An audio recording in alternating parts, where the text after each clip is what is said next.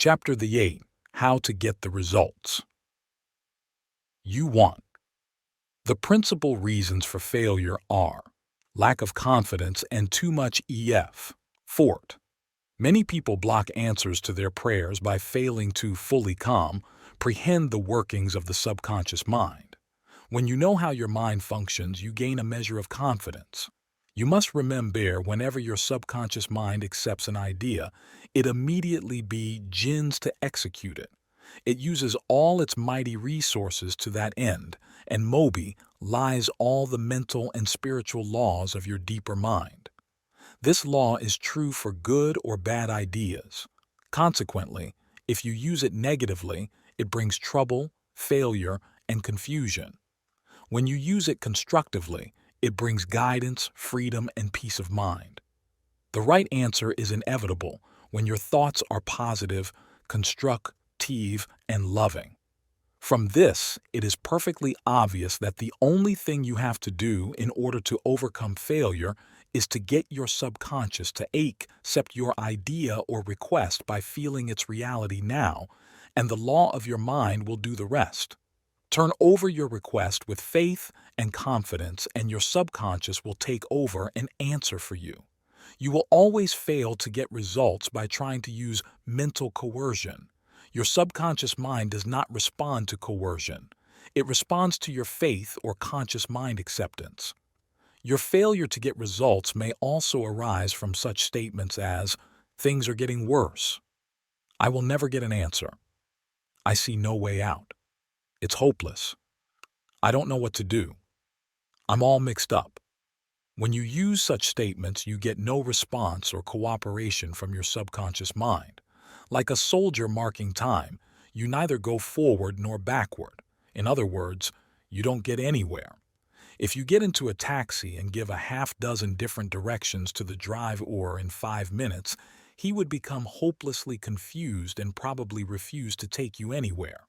It is the same when working with your subconscious mind. There must be a clear-cut idea in your mind. You must arrive at the definite decision that there is a way out, a solution to the vexing problem in sickness.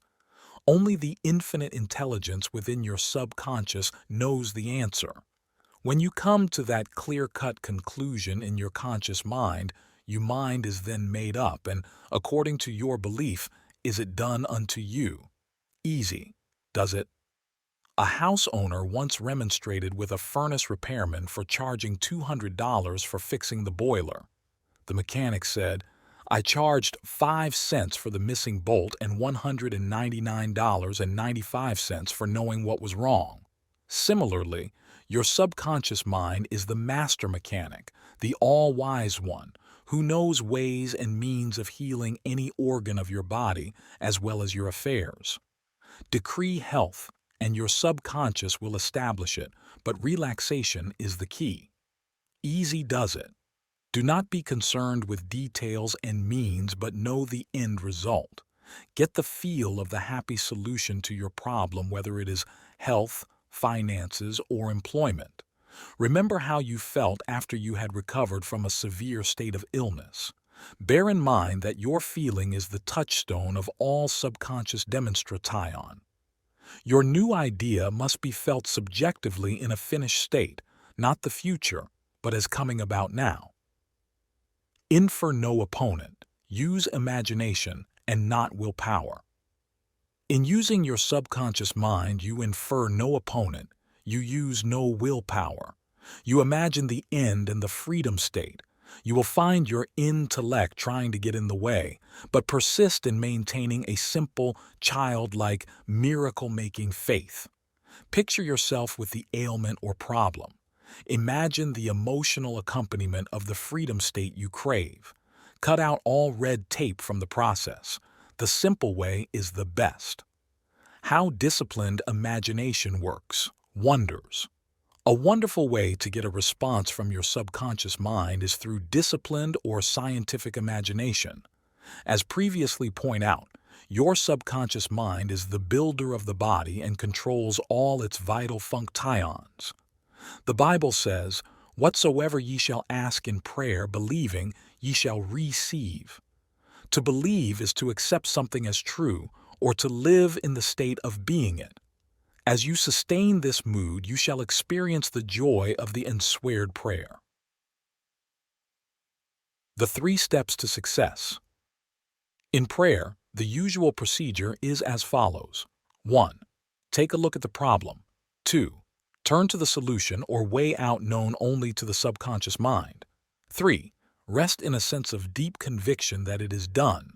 Do not weaken your prayer by saying, "I wish I might be healed." I hope so.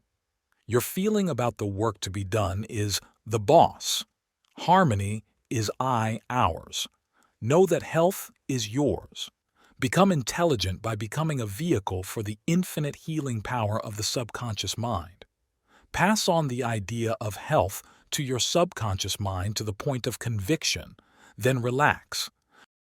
Get yourself off your hands. Say to the condition and circumstance, "This too shall pass." Through relaxation, you impress your subconscious mind, enabling the kinetic energy behind the idea to take over and bring it into concrete realization. The law of reversed effort and why you get the opposite of what you pray for. Coog, the famous psychologist from France who visited America about 40 years ago, defined the law of reversed effort as follows. When your desires and imagination are in conflict, your imagination invariably gains the day. If, for example, you were asked to walk a plank on the floor, you would do so without question. Now suppose the same plank were placed 20 feet up in the air between 2 walls. Would you walk it? Your desire to walk it would be counteracted by your imagination or fear of falling. Your dominant idea, which would be the picture of falling, would conquer. Your desire, will, or effort to walk on the plank would be reversed and the dominant idea of failure would be reinforced. Mental effort is invariably self-defeated, eventuating always in the opposite of what is desired. The suggestions of powerlessness to overcome the condition dominate the IND. Your subconscious is always controlled by the dominant idea. Your subconscious will accept the strongest of 2 contradictory propositions. The effortless way is better. If you say, "I want a healing, but I can't get it. I try so hard. I force myself to pray. I use all of the willpower I have," you must realize that your error lies in your effort. Never try to compel the subconscious mind to accept your idea by exercising willpower. Such attempts are doomed to failure, and you get the opposite of what you prayed for. The following is a rather common experience. Students, when taking examinations and reading through their papers, find that all their knowledge has suddenly deserted them. Their minds become appalling blanks, and they are unable to recall one relevant thought. The more they grit their teeth and summon the powers of the will, the further the answers seem to flee. But when they have left the examination room and the mental pressure relaxes, the answers they were seeking flow tantalizingly back into their minds. Trying to force themselves to remember was the cause of their failure. This is an example of the law of reversed effort, whereby you get the opposite of what you asked or prayed for.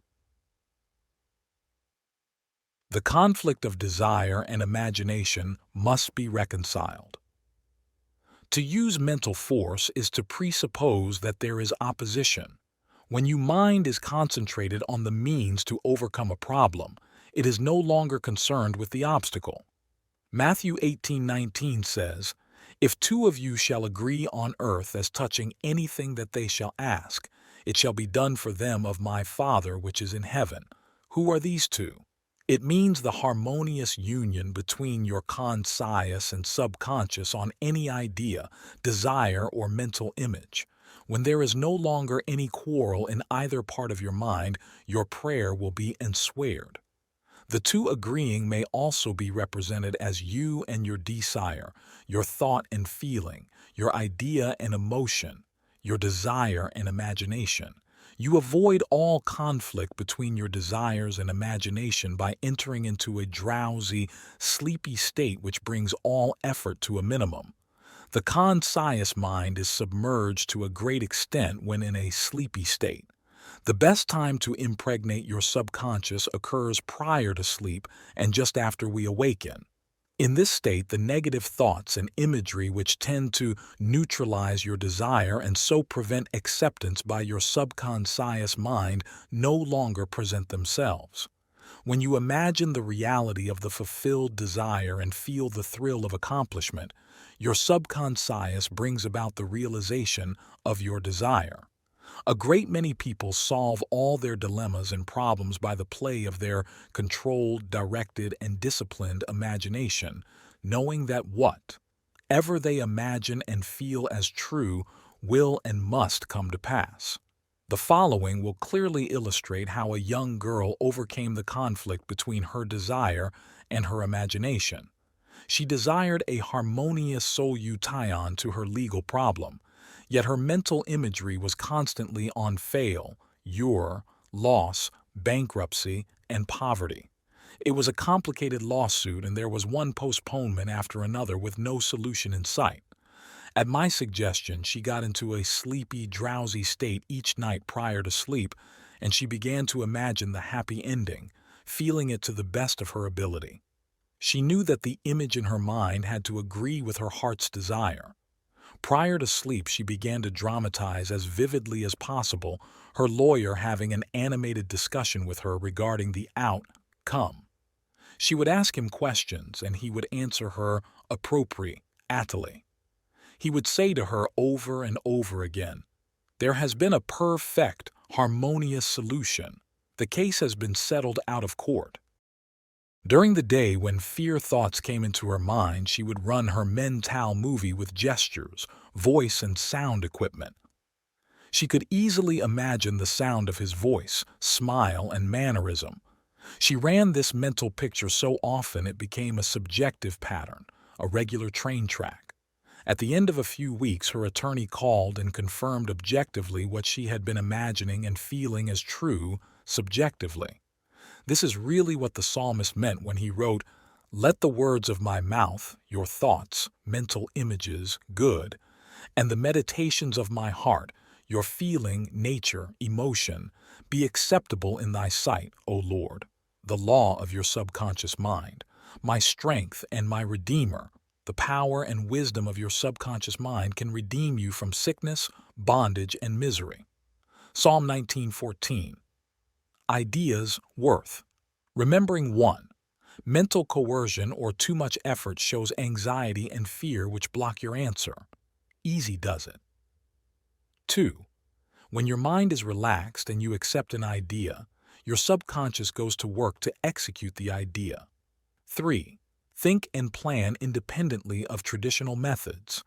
Know that there is always an answer and a solution to every problem. 4. Do not be overly concerned with the beating of your heart, with the breathing of your lungs, or the functions of any part of your anatomy.